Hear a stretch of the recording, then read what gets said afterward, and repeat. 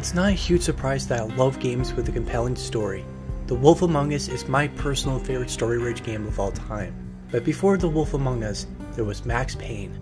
Max Payne is the game that introduced me to the more story than gameplay sort of experience. Not to mention that it's one of my favorite games of all time.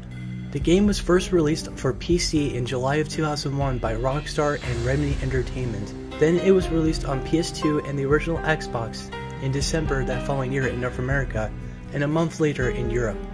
It was planned to have a Dreamcast port, but it was cancelled due to the discontinuation of the console.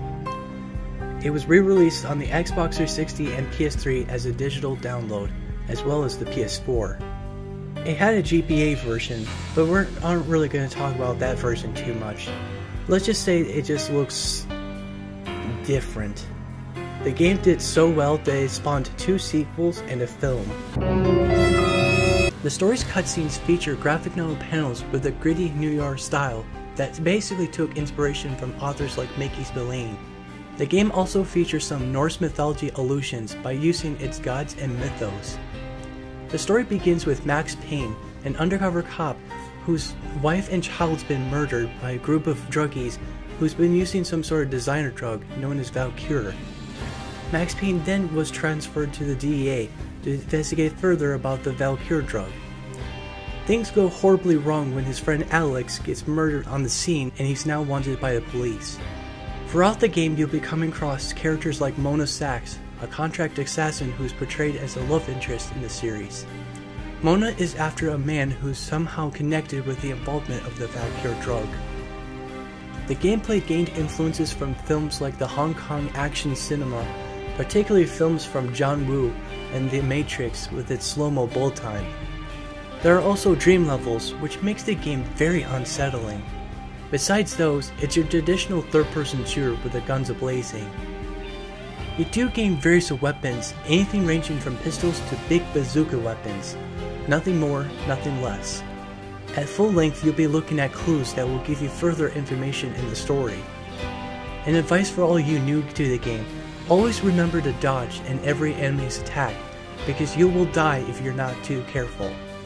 On every level you'll be coming across painkillers, which are your source of health. Use them sparingly. The graphics may not live up to today's standards, but at the time, it was groundbreaking. Max's face looks, well, he has a nice smirk. Just because I love this game, it doesn't mean it's perfect.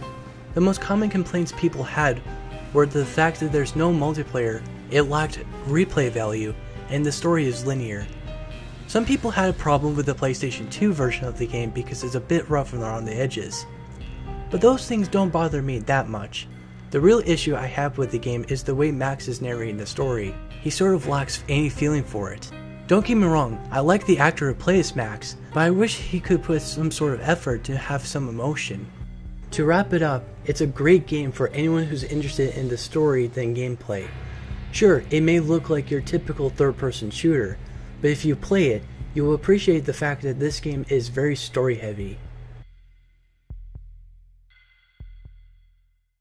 I discovered this game when I went through a tragic time in my life. It was where I lost my best friend, who had lost her life in a tragic accident. Because of this game, I've escaped from the dark cloud that was hovering over my head, and every time I play this game, I think about her. Thank you Rockstar and Remedy Entertainment for making this game.